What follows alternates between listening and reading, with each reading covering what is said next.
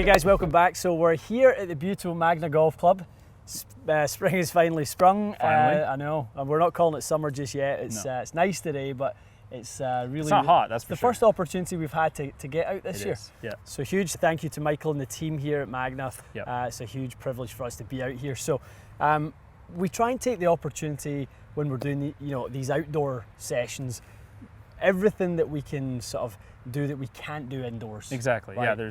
There's I think so many things that are probably better to do indoors because we're isolating variables. That's right. It's controlled, isn't it? But when we come to talking about turf interaction and hitting shots around the greens, you need to be outside. We need real grass. We need side hill lies. We need we need to see how ball bounces on the green, all that kind of stuff. Exactly. And I think that's what you guys have been probably wanting from us as well, as to how does this stuff work in the real world. It's like anything, there's one thing about lab results, and then the other thing is how does it work in the real world. So today we're going to focus specifically on wedges. Yes. The whole day for the most part. It's going to be basically all short game today, isn't it? Yeah.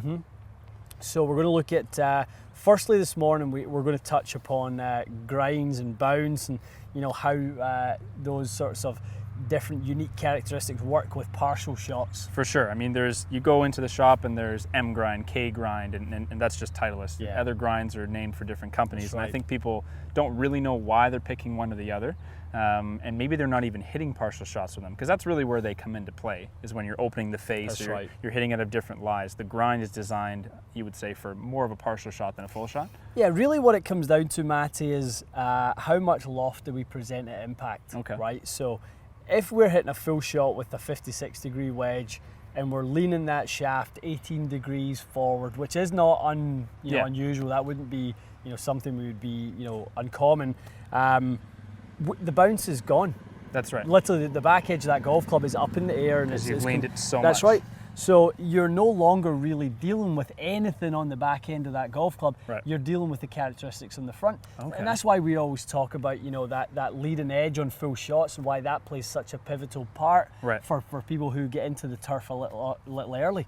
So we're exposing really what happens when we present more loft. When the shaft is more vertical, and we're dealing with the middle to back end of the sole of the golf club. Gotcha. Okay, so obviously wider soles generally are associated with high bounce. Yep. Narrower sort of soles with some sort of heel and toe and trail edge relief are associated with lower bounce, generally speaking. Generally.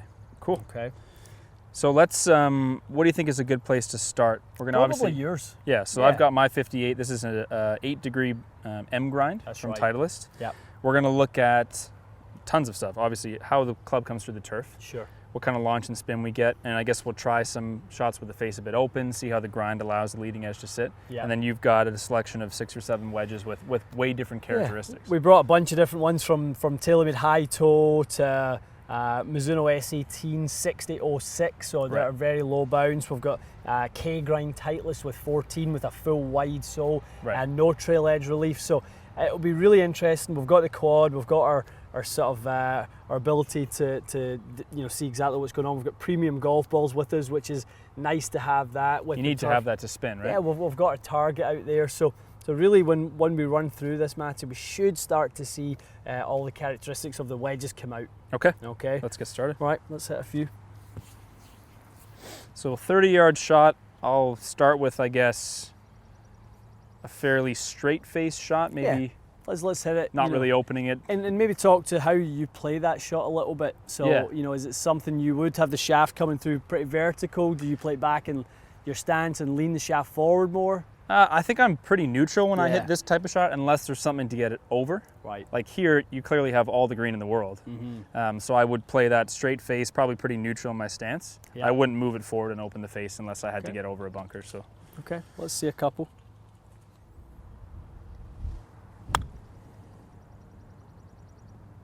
Okay. It's a pretty standard shot for me.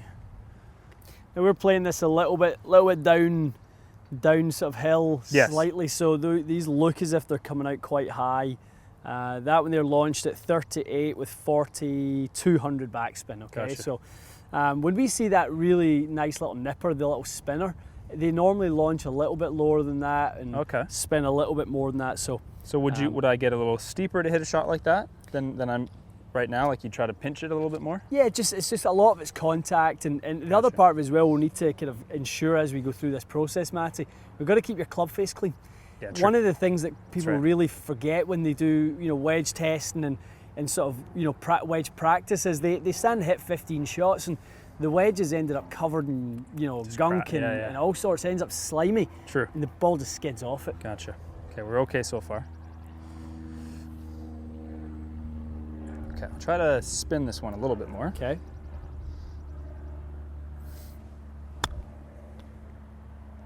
That was certainly a much different sort of trajectory on that one. Definitely lower. Yeah, I saw it 7 degrees lower there.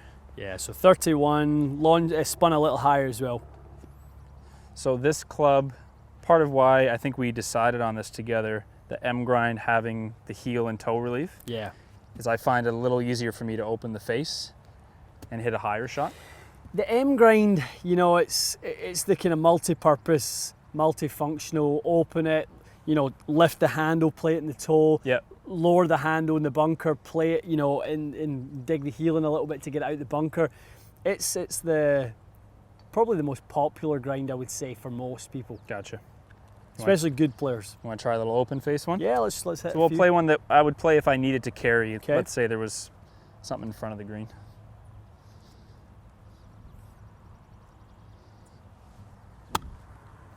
Nicely played. Very nicely played. So tons of launch. Changing the launch, changing the angle of descent. So at that point, you're no longer using spin to stop the ball. You're using angle of descent. Angle. Yeah, that's it. So that ball was launched at 47.5 degrees. That's a lot, isn't it? So it's a big change in trajectory. So is it tough to get spin on an open face shot because there's not much, I guess, compression on the face at all? It's really just kind of popping off. Yeah, I mean, it depends. You see some guys are unbelievable. Like Tiger does it. He's crazy with that. Like he can open it out and he can play that little one. He actually releases it really hard and he gets the thing to go in super low. But he can then, with the same open face, he can still kind of flight it up. And it's a lot of talent. Yeah, it's a lot of talent. It's all entry point, and like that one, I actually could see that you entered into the ground, a little early, which is exactly what you want. Yeah. You actually have to hit it slightly behind the ball. And that's when a bit of bounce is your friend in that case. This is 8 degrees of bounce, not high bounce, but if you're down 4 or 5, would I expect maybe that club would dig a bit more? Exactly. So well, it's a good time to switch. I think that's a good segue. So let's go into 6 degrees of bounce and quite a flat sole. It looks very different, doesn't it? Yeah. So this is the Mizuno S18. So this will sit a lot. The leading edge to me looks like it gets into the ground. It does, doesn't it? Yeah. Now the pros is you can. The pros of using the tip wedge like this, you can probably be a little bit more sort of precise with contact. With your strike, yeah. But you could also probably be penalised slightly more for a miss hit. If your technique isn't good. Yeah. I think this is probably good to save for another video, but I have a feeling I want to go back to a 60 degree in my bag. Yeah. Because I find around the greens, I'm struggling a bit with having that little bit less loft. Yeah, and I want a little less bounce too, I think. I've thought recently a lot about, in kind of North America, needing a really lofted wedge. I was thinking of going 52, 58, 64. Oh, you want something super high? Something super high. I mean, if you want to be able to stop it on, this course, for example, fast greens. Yeah. That's going to get the ball to stop. Yeah. So why don't I do the same kind of thing? I'll start with a standard shot. Couple basic ones? Yeah, standard shot, then maybe a spinner, and then a high one? Yeah. Okay. Actually, I like how this sits next to the ball, to be honest. Looks quite nice.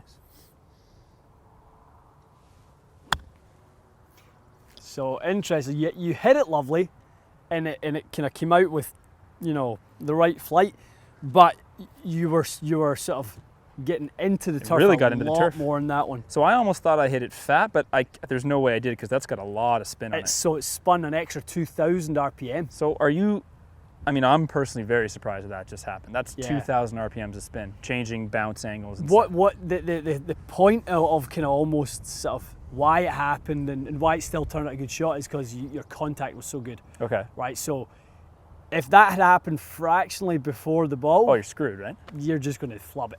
Okay. Yeah. So your entry point was good, but you're penalised for the angle of attack being a bit steeper. So when we do videos next time here, we're going to have a camera on the green to show the ball. The greens were punched, so they don't react quite as they should. But even that ball, when you watch it, it came to like a dead stop. It really spun. Yeah. Okay, so let me go a little low spinner. Okay. A little nervous. How do you play that little low spinner? Because people will want to know how you do that. I play it back a shade. Do you cut across or do you play it from the inside and release I think I play it pretty I don't cut across it. Okay. Because I don't have any luck with that for whatever reason. To me, I feel more comfortable just trying to be, I would say I'm just neutral. Okay. Just neutral with it. And I just lean a little bit on my right side. Got it.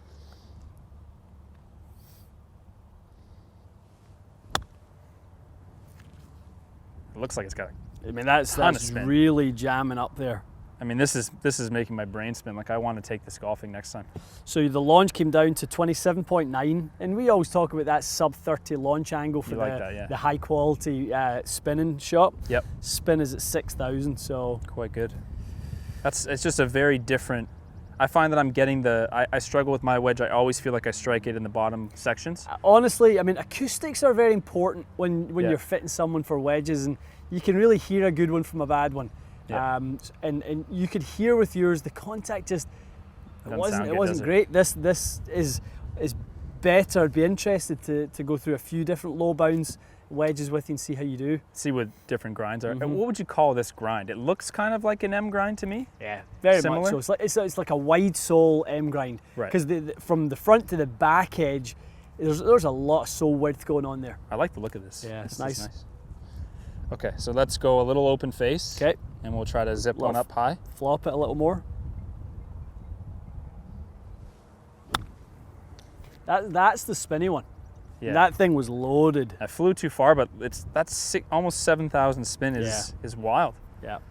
So that's really the one for you where, if you are flighting over something, but you're short side. Say you hit it up close to a green and you've got 40 yards in. There's a bunker in your way. Yeah.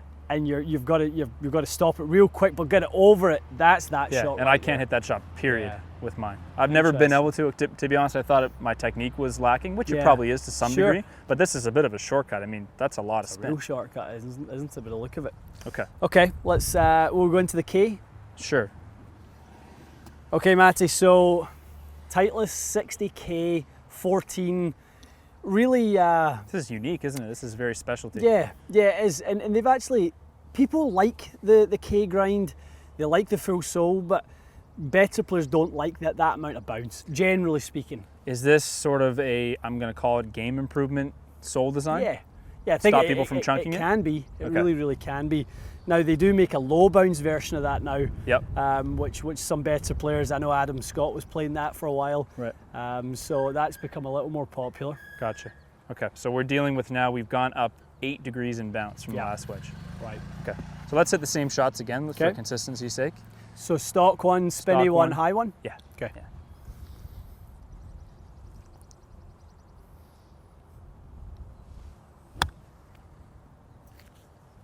Different. Yeah, that's not what I was expecting, to be honest. Did it feel okay? Yeah, I think I hit behind it a shade. I felt like the club bounced into it very slightly. Well, the disappointing thing for you, Matty, is both of them are significantly better than your wedge. So true, right? So true. No, but it's interesting because I think I put way too much emphasis on my full swing. Yeah. This is the perfect microcosm of my game. I'm worried about how far does my 58 your fly? yardages. Relatively, who cares? I know. Honestly, I should be able to learn to hit those shots, and then this is where you make your score, right? That's right. Okay, so a little bit of a low spinny one that launched 34. Yep. So I'll try to get to launch at 6100. 28 or so. Yep.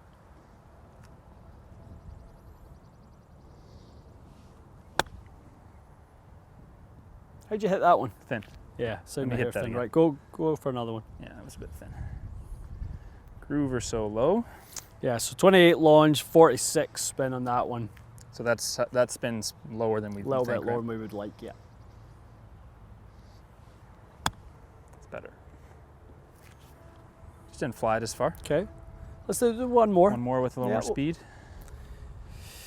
Yeah, that wasn't. There's definitely spin loss though. I mean, this is like 33 launch, 4500. Looks like it's kicking up and and I can hear a little bit of grab and.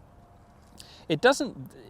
Well, when I open it, it looks like the leading edge is way off the ground. It looks very different than the Titleist. The Mizuno one really sat low to the ground. It just looks like you can nip it off anything. I love the profile, like thinking of like a low profile tire, like getting closer like to the that. surface, like really that leading edge was so low, which, depends where you play, that could be good or bad. Could be a nightmare if it's super soft. Definitely, Yep. if you're playing some soggy conditions. Okay, let me try that again. That's okay. But that sounds a fraction too much turf interaction. Yeah, just like a bit. The club is bouncing too much, literally. I feel at it just the behind point the of ball. contact. So I think that was better than the first one, Yeah. but it's not. That's 5,600 spin. I can't get up to those high sixes with this. No. There's no way. All right, go spinny. So this is the shot Sorry, lobber. high lob. This Yeah. is the one I just would be terrified. I could like the forehead of the ball is right in the middle of it. Hey, look at that. Okay.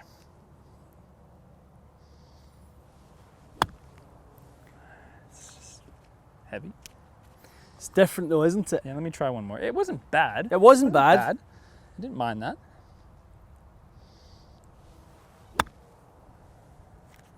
I just feel the ground before the ball every time. Okay, so humour me. Just Okay. go back in and play a couple with that one again, and I'm kind of sliding into fitter mode here. I can't help myself. That is what you do. Okay, let's do the same cycle then. Yeah. So just stock.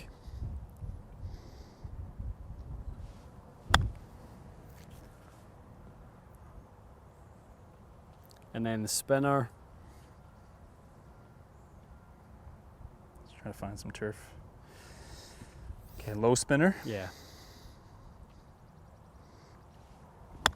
Yeah, I mean, it's sounding like I'm hitting it properly every time.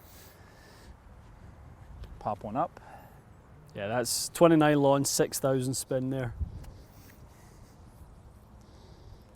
Lofted. Flew it too far. Right, so see the difference when it's got spin on it though? Yeah. That was it. That's the difference when you hit a shot like that with spin on it. Because the launch is kind of up, but there's so much spin, the friction actually pulls the flight down. Yeah, it looked like probably half the height, something like that. Yeah. So I think I probably put too much club head speed into that shot, but the actual, I guess the feel on the face and the way it flew was correct. It's the way I would want to hit the shot. Yeah, for sure. So that's some interesting stuff. Yeah, I mean, it's obviously been able to show the value of all these sorts of different grinds and what we go through in a wedge fitting process. That's really what it is. Okay, interesting stuff. What does that feel like for you to do that test? Because I don't think you've really done that outdoors before. Never. Comparing extremes, real low bounds, tight to the ground. It's really high a bounce without getting into, obviously at Adele do some higher bounce wedges and that sort of thing, but the 60K, 14 degrees is about as high as we normally see. Prior to this, if I had have seen a 6-degree bounce with that kind of sole on the shelf, I would just never even bother because I thought it was just wrong for me. I would have been afraid of that kind of that bounce angle. Yeah. But hitting the shots, like I know for sure I was contacting them way higher up on the face. They felt better, sounded better, spun. I can't get over how much more spin that is. Cool. Guys, if you haven't been fit for your wedges and kind of haven't been out and done this sort of process, I really recommend it. That's the way you go about it. Try not to just think like you said, Matty, at the top of the episode. Don't think about it just for yardage. Yeah. Okay, because I hit it this far, that's what it means. Exactly. You really have to factor in these other shots that you play because that's where you build versatility into your wedge game. Now this is good. Okay, guys, I hope you enjoyed that as much as we did, and we'll see you again soon.